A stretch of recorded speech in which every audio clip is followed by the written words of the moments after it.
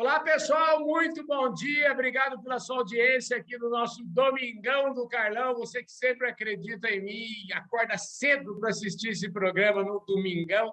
Hoje a gente vai conhecer a Gabriela Burianga, a Gabi, como vocês estão vendo aí na tela, né? A Gabi é o seguinte, ela é manda-chuva e sustentabilidade da Bayer. Ela é a mulher da sustentabilidade no mundo da Bayer. Eu só vou falar isso, depois o resto a gente vai conhecer agora. Ô, Gabi, obrigado pela sua presença aqui nesse nosso Domingão. Obrigada a você, Carlão. Super feliz e honrada com o convite e com a oportunidade de participar desses papos que você tem tão gostosos e que sempre trazem tanto para a gente refletir. Pessoal, a Gabi é o seguinte, ela nasceu na França, então eu acho que ela é a francesa mais brasileira que pode existir no mundo, tá certo? Ela é uma pessoa do mundo. Ô, Gabi, que história é essa de você nascer na França? Conta para nós isso aí. Meu pai tinha ido estudar na França. Ele tinha conhecido minha mãe em São José dos Campos, ele fez ITA. Minha mãe era filha de professor, então os dois se conheceram muito novinhos. Ele tinha 20 anos, ela tinha 19. 18, na verdade, quando se casaram e foram para a França para ele fazer o pós-doutorado dele lá, e eu nasci nesse momento aí de conhecimento dos dois, conhecendo o mundo e dos dois bem empenhados nessa história de ir à frente com aprender mais. Então, voltamos para... Eu era bem pequenininha, tinha 5 anos, mas ficou mesmo aquele sonho, aquela vontade de conhecer depois a França, e eu voltei no mestrado depois. Beleza. Escuta, eu quero aproveitar aqui e mostrar um pouquinho aqui a nossa plataforma Agro Revenda, uma revista aqui. O pessoal que dá entrevista no Fala Carlão, automaticamente já vai ganhar uma assinatura dessa revista e a gente vai mandar aí para você. Bom, já dei o recado aqui da nossa plataforma Agro Revenda, você vai receber ela. Escuta, aliás, você vai receber ela na sua casa. E a sua casa atual é aonde, hein? Fala para mim. Aqui em Santo Luís, mas eu vou aí pegar, Carlão. Não, mas a gente vai mandar ela aí para os Estados Unidos para você receber aqui. E já que você mora nos Estados Unidos, eu quero que você continue contando um pouquinho da sua trajetória aí. Você já sabia desde muito cedo o que você queria fazer na vida ou você foi descobrindo aos poucos? Não, foi mais na época do colegial, né, quando tinha colegial, que a minha ideia era ser, primeiro, eu queria ajudar a solucionar todos os problemas de fome e todos os problemas que o mundo tem, bem como acho que grande parte da garotada, né, a gente quer ser parte da solução. E quando eu comecei a olhar o que tinha, não tinha ninguém na área agrícola na minha casa, só que o aprendizado da área de engenharia, que o meu pai me chamou bastante atenção, então eu queria ser um pouco uma engenheira que desse solução. E quando eu vi engenharia agrícola que tinha na Unicamp, eu fiquei apaixonada, porque daí era toda a visão de poder estar trazendo edificações rurais, irrigação, maquinário, tudo para a área rural. Na minha ideia, isso aí podia estar ajudando muito o nosso país e o mundo de forma geral com a questão da fome no mundo e tudo mais. Então, a engenharia agrícola, para mim, serviu assim direitinho nesse sentido de ser uma engenheira multidisciplinar. E era uma coisa que eu queria fazer, e eu queria também fazer a Unicamp. Meu pai era professor, ainda professor na Unicamp. A Unicamp eu sempre admirei muito, achava uma super escola, queria fazer a Unicamp, então eu olhei quais eram as engenharias que tinham com esse âmbito maior. Foi assim que eu escolhi a engenharia agrícola e amei muito. Eu sou muito feliz, engenheira agrícola com muita felicidade. Nossa, que beleza, gente. Ó, meu sobrinho que está no terceiro ano lá da Unicamp fazendo engenharia de alimentos lá, ele adora a Unicamp e fala muito bem, só que ele está morrendo de saudade da Unicamp, porque agora é tudo meio que acabou ficando tudo virtual, né? É isso mesmo, foi um momento, esses 5 anos aí, é bem puxado, mas ele faz engenharia de alimentos também é bem pesado, mas vale muito a pena, né? Eu acho que tudo que a gente aprende lá, o convívio com as pessoas, é uma vida, né? Você vive lá dentro, então faz tudo junto com os professores, muito aprendizado próximo também, pesquisa, muita bolsa disponível para quem está interessado, então eu estava sempre com a graça de Deus, aprendendo muito próximo aos professores, tive oportunidades maravilhosas, graças àquela disponibilidade que aqueles professores têm, que é fora de contexto, fora desse planeta. Ô, Gabi, então, eu queria, agora que você já, vamos dizer assim, já saiu da faculdade, né? Já fez esses 5 árduos anos aí de Unicamp, você foi daquelas alunas que, durante a faculdade, fazia todos os estágios possíveis e imagináveis, ou você deixou para fazer o estágio, deixou para ver as coisas depois? Como é que foi? Eu fiz muito, eu trabalhei bastante na própria universidade. O meu estágio foi na Copersucar, Aham. em Piracicaba. E quando eu estava terminando, eu já comecei. Eu queria muito estudar fora, estudar na França. Então, eu estava procurando, junto aos professores, quais eram as pesquisas que eram necessárias no Brasil e que tinham possibilidade na França. Então, eu trabalhei muito perto dos professores para poder ter essa oportunidade. Eu tive. Então, quando eu me formei, eu tinha uma oferta para fazer um mestrado na França. Comecei em Paris e terminei no sul da França, em irrigação. Então, o direcionamento foi mais através dos trabalhos que eu fazia junto aos professores na época da faculdade, eu acho. Que beleza, hein? Nossa Senhora, que delícia. Bom, e aí, como é que foi? Quando eu sempre falo assim, quando a gente está na faculdade, aí tá tudo bem, a vida, vamos dizer assim, estamos por conta dos pais, então assim a coisa é tranquila. Mas quando soltam, fala assim, usando uma linguagem da pecuária, é assim, quando soltam, tiram o cabresto da gente e solta pasto, aí eu queria saber como é que foi a sua vida, como é que foi seu primeiro emprego? Me conte aí agora como é que foi? Foi fácil arrumar? Como é que é essa experiência? Aí é uma boa pergunta mesmo. Quando eu fiz o mestrado, então, na França, isso me ajudou a me diferenciar. Então, eu trabalhei lá na França enquanto eu fazia mestrado, porque demorou para eu conseguir a bolsa. Trabalhei fazendo mestrado, mas quando eu voltei para o Brasil, então, eu tinha esse diferencial, né? Que eu tinha vivido fora e tinha tido essa experiência. Então, quando eu fui para a faculdade ver o que tinha de oferta de emprego, logo trouxeram uma empresa da área florestal, chamava da Florim, na época, depois foi comprada pela Votorantim. E o interessante foi que eu entrei na competição lá, só tinha homens na época, né? Eu Então eu ia tentei. falar isso, meu. Tinha muita mulher lá competindo com você, não? Eu era a única. E o engraçado foi que no final, então a gente fez bastante todas as rodadas de conversa. No final, quando essa empresa estava decidindo, um dos gerentes falou para mim, falou: "Você seria uma ótima candidata, mas tem um problema". E eu, né, naquela coisa de querer resolver para primeiro emprego, eu falei: "Fala que eu resolvo qualquer coisa", né? Pensei, vai ver que o inglês não está tão bom, sei lá. Fala que eu resolvo. Ele falou: "Isso aí vai ser meio difícil, que você é mulher". E eu não sei como é que vai ser isso, que a gente não tem mulher aqui no campo. Aí o interessante é que a gente fica pensando como é a vida, né? Nessa mesma mesa tinha outro gerente que falou: "Espera aí, tem uma mulher que trabalha na Monsanto e que dá certo. Ela vem aqui, a nossa vendedora, e ela dá certo, chama Com. Ah, Podemos tentar com a Gabriela, então". Então, eles falam: "É verdade, tem razão, a Com está aí, dá certo com a Com. Gabriela, vamos tentar com você para ver se dá certo". Eu entrei querendo conhecer essa tal de Com, né? Quando eu conheci a Com, falei: "Muito obrigada. Por sua causa, eu ganhei essa vaga. E eu quero que, quando eu saia, também outras mulheres possam". E deu muito certo no final, até o próprio gerente que tinha colocado essa questão falou: "Não, a gente aprendeu que não tem problema nenhum mulher no campo, né?". E eu e a Com ficamos amigas até hoje, 30 anos de grandes amizades. olha só que maravilha. Então, eu quero mandar um abraço para a Com. E a Com em questão já esteve aqui outro dia aqui no nosso Domingão do Carlão, contou a história dela de vida aqui, achei maravilhosa. Assim, é daquelas pessoas que a gente logo se apaixona e logo a gente já está achando que já conhece desde criancinha. É mais ou menos como você, viu, Gabi? Ela é assim mesmo, eu gosto muito dela, porque depois ela apareceu na minha vida de novo. A gente Aham. era amiga, eu saí, fiz doutorado no Canadá. Quando eu estava voltando, ela, Conceição, veio me dizer que eu poderia pensar em trabalhar na Monsanto. E, na época, não estava nem na minha cabeça. Eu pensei: "Como eu não vou dar certo, eu não sou vendedora, eu só sei comprar". Ainda brinquei com ela. Ela falou: "Não, vem cá, porque a Monsanto, na verdade, o vendedor da Monsanto não é vendedor, né? A venda é uma consequência. Então, é trabalho técnico, é um atendimento às empresas, um pouco mais especializado do que só a venda".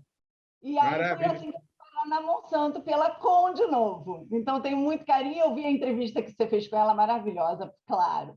E já que nós estamos falando em com, a com metida com RH, eu já ia esquecendo aqui, eu preciso mandar um abraço para os nossos amigos lá da Employer, para o Marcos.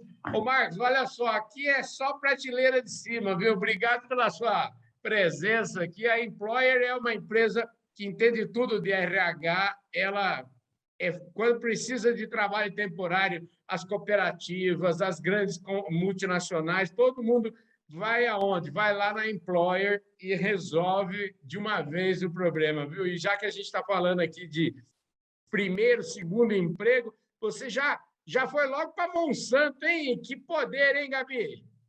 Aí fui, exatamente. Que daí comecei em Araraquara, atendendo os clientes lá de cana, café, floresta e citros. Uhum. E então a gente está falando de 1996, isso aí. E rodando o estado de São Paulo e Minas Gerais. E aprendendo aí bastante também com muita gente. Então, muita gente que passou aqui pelo seu programa também. Lacerda também é dessa época, me recebeu muito bem na Monsanto, outra pessoa maravilhosa. E aí foi uma escola, né? Que a gente vai aprendendo muito quando a gente entra nessas, quando a gente tem a oportunidade de trabalhar com essas pessoas maravilhosas, o quanto você aprende não tem tamanho, né? Muito bom. Escuta, como é que foi? Você já falou de Monsanto, mas eu estou vendo aqui, ó, você se apresentando aqui, você foi, vamos dizer assim, absorvida nesse processo todo e acabou na Bayer. Como é que foi isso? Me conta um pouquinho? Vai tocando a sua carreira para frente um pouquinho aí. Tá, legal. Então, eu comecei como vendedora na Monsanto, fui vendo algumas possibilidades de trabalho e tive sempre muito, eu sou muito grata, né? Muita gratidão infinita a todos os meus gestores, a todos os meus colegas, porque vai ser sortuda assim com as pessoas que encontram em outro planeta. É muita sorte sempre, aprendendo muito, e aí fui tendo a possibilidade de, para os meus clientes, trazer coisas com relação ao meio ambiente. Então, lá para trás, deu para ir somando isso. Então, a Monsanto, na época, me chamou para ir para São Paulo, para o Central, né, para trabalhar com marketing, com outras áreas.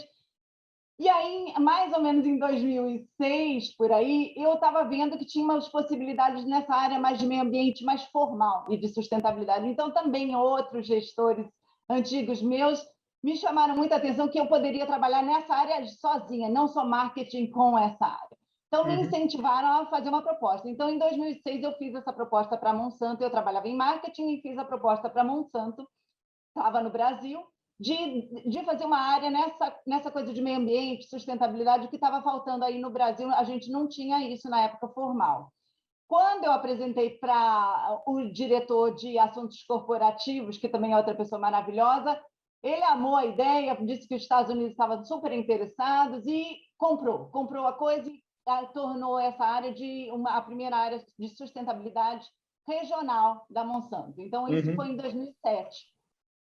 E aí, começando a fazer esse trabalho, eu tive outra sorte danada, que a Unicamp estava oferecendo um mestrado em sustentabilidade, nessa mesma época. E eu tinha claro que eu não podia trabalhar com sustentabilidade sem fazer um mestrado, né? Senão o pessoal na Monsanto, o pessoal ia trucidar a gente, né?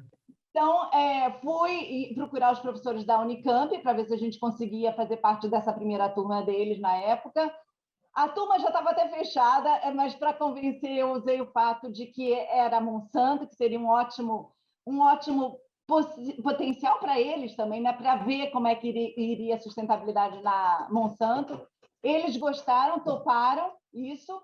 Você está falando de 2005, 2006, você estava enxergando longe, né, Gabi? Foi, naquela época não tinha tanta gente falando, é verdade. E o que a gente estava vendo, e eu estava vendo pelos nossos clientes, na verdade, né? O Brasil sempre foi muito pressionado, né, para responder. Estão cortando a floresta amazônica, essas coisas. Ninguém fora entende da distância que é Piracicaba da floresta amazônica e tudo isso. Então, estava claro que eles tinham essa possibilidade, essa necessidade, até do ponto de vista de negócio, de ajudar eles, como é que eles respondem e tudo mais. E você tem razão, na época não era tão falado. Hoje em dia está todo mundo bastante ativo, ainda bem, graças a Deus. Esta pessoa maravilhosa que está conversando conosco aqui hoje, era uma das 50 mais influentes profissionais de sustentabilidade do mundo. É isso mesmo, eu vou repetir, ela é uma das 50 profissionais mais top do mundo quando o assunto é sustentabilidade. Vocês estão achando que eu falar Carlão, o Domingão do Carlão é pouca coisa? Então agora vocês já, vamos lá, já colocamos o pingo nos is.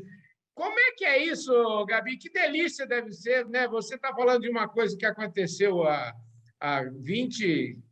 2005, nós estamos falando de 15, mais de quase 20 anos para trás, e hoje ter esse reconhecimento. Primeiro, me conta, então, essa história desse reconhecimento. O que aconteceu aí? Por que você ganhou esse prêmio? Tá, me deixou muito emocionada mesmo. E eu acho que tem uma coisa importante aí, que é aquela coisa da voz da gente, né? Quando a gente faz o que quer, quando a gente acredita naquilo de fato, não tem desafio, não tem não que você leva que não te faz se levantar, ir em frente, continuar. E isso um dia vem, né? A colheita chega. Para a gente da agricultura é bem isso, né? Quem planta, colhe. Pode demorar, tem colheita que demora, né? A eucalipto demora um pouco menos que a árvore no Canadá, mas vem, a colheita vem. E isso, para mim, é uma coisa que eu acho que o nosso setor tem muito a ensinar para todo mundo fora do nosso setor, porque a gente aprende isso no dia a dia, a gente sabe que plantando colhe, só que tem que cuidar, né? Tem que regar e tudo mais. Então, isso aí foi essa lista aí de 50 top na parte de sustentabilidade, me deixou muito feliz mesmo, foi totalmente inesperado. Eles fazem uma pesquisa do ponto de vista de influência em social media, em empresa, em painéis, e checam com os principais órgãos que estão trabalhando nesse setor também. Então, estou junto de grandes feras, me senti muito honrada e humilde, logicamente, no meio de tanta gente fera, é um orgulho e, ao mesmo tempo, uma responsabilidade, né? Porque a gente sabe que tem que continuar trabalhando para manter o nível, para poder estar sendo entrevistada pelo Carlão da vida, né? Não, esse privilégio é meu.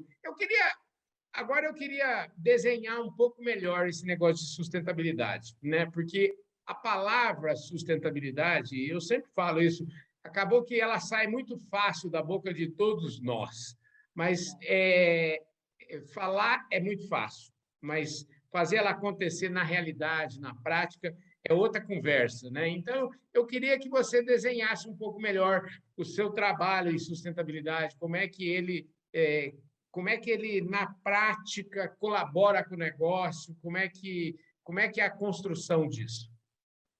É verdade, falou tudo. É um desafio de fazer isso aí vir e mais do que só trazer essa solução, mas integrar com o negócio de fato, né? Então, integrar com seus clientes, ter certeza que os clientes possam estar assimilando as inovações. Então, a gente trabalha muito nas três áreas, né? Que é a área social, a área ambiental e a área econômica, que importa e que é parte da sustentabilidade, né? O nosso foco são os agricultores, né? Então, os agricultores são os primeiros que precisam estar sendo incluídos nisso, que precisam estar aí entendendo qual é o valor, se eles vão estar plantando com no-till, né? Sem mexer tanto no solo, se eles vão estar mexendo, se eles vão estar economizando, se eles vão estar plantando com cover crop.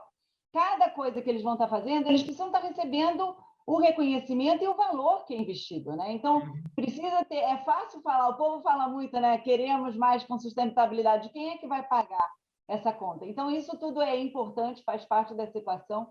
Fora isso, a gente precisa estar integrando o pessoal de pesquisa e desenvolvimento.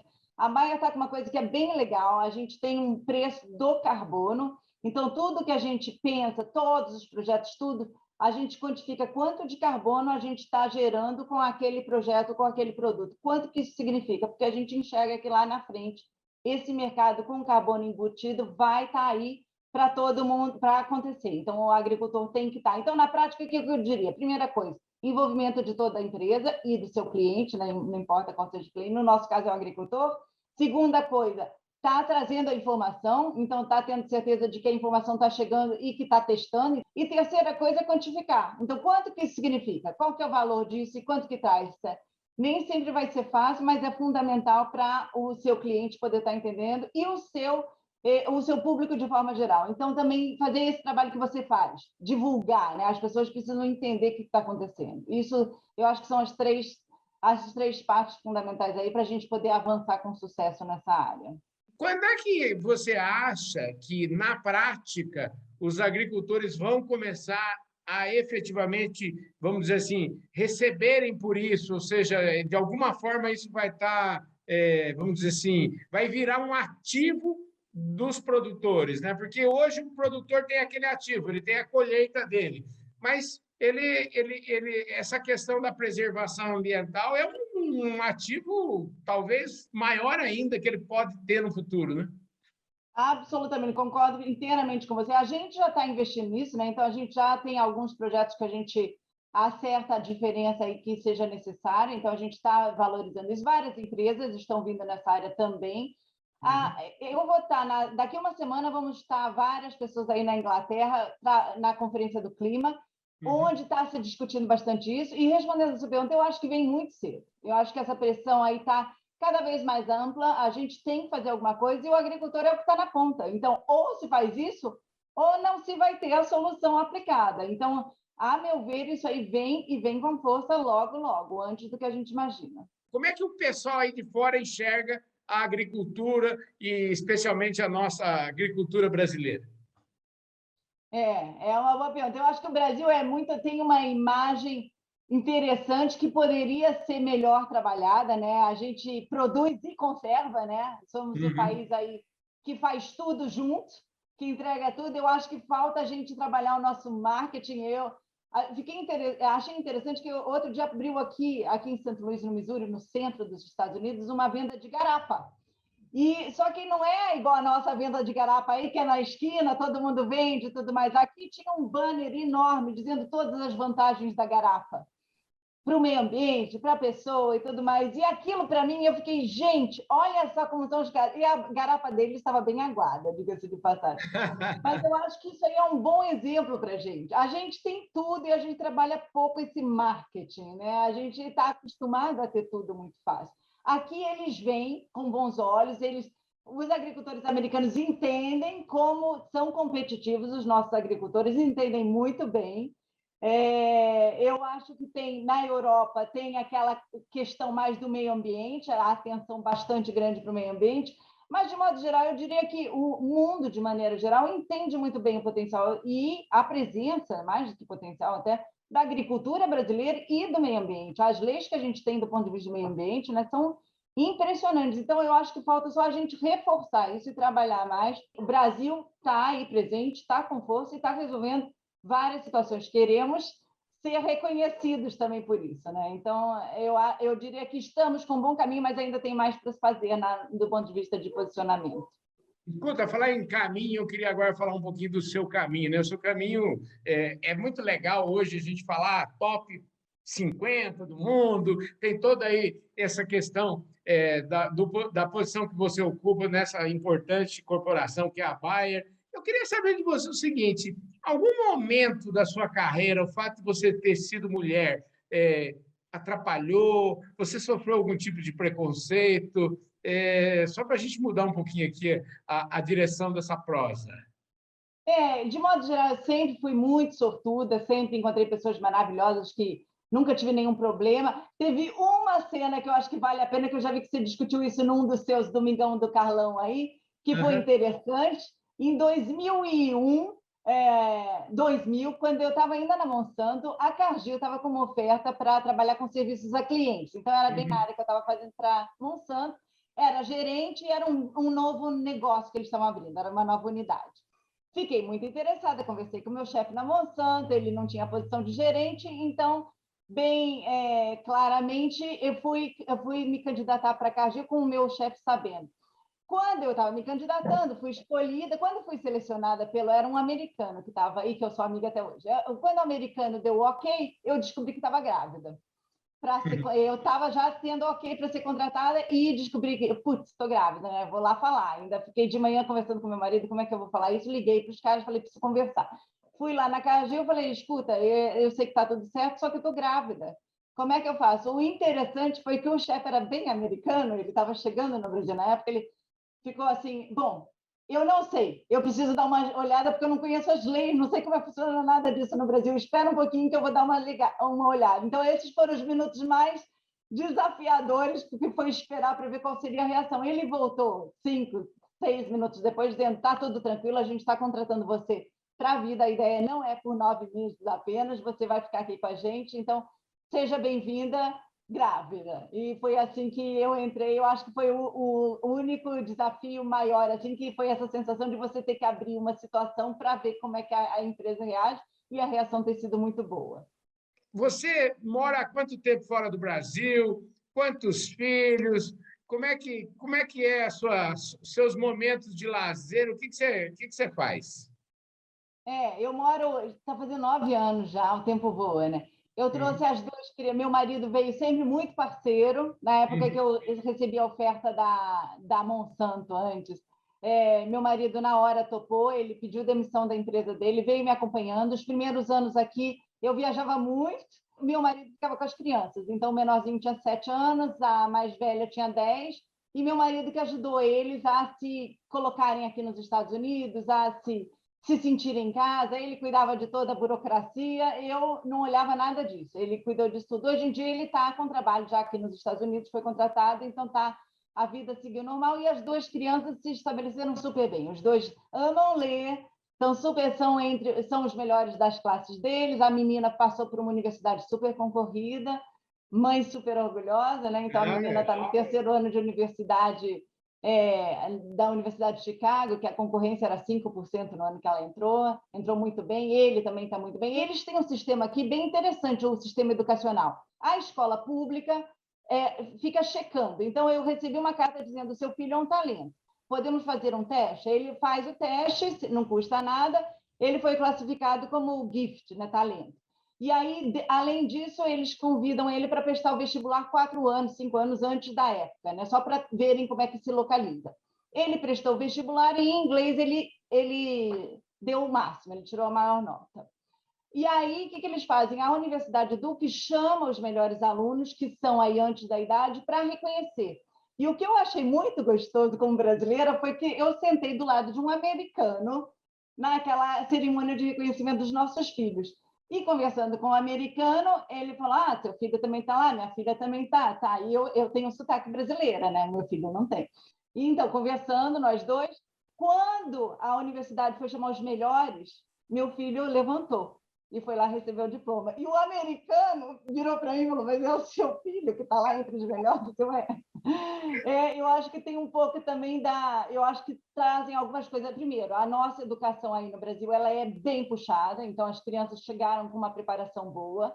Eles Uhum. chegaram aqui, eles liam muito mais do que os americanos, eles vieram preparados a ler bastante mais, isso ajudou muito, então pegaram inglês fácil por causa dos livros, né? E acho que a gente brasileiro também, a gente não desiste, né? Então a gente segue em frente. Acho que todo mundo é muito batalhador e as crianças vêm com isso também. Então, os meus 2 filhos sempre trabalharam muito. Então, meu dia a dia é as crianças estudando, a menina já está em Chicago, e muita reunião no computador das 5 da manhã com a Europa até as 5 da tarde com a Ásia, né? Mas amo o que faço. Por amar tanto, a gente se dedica, porque não é uma coisa chata, né?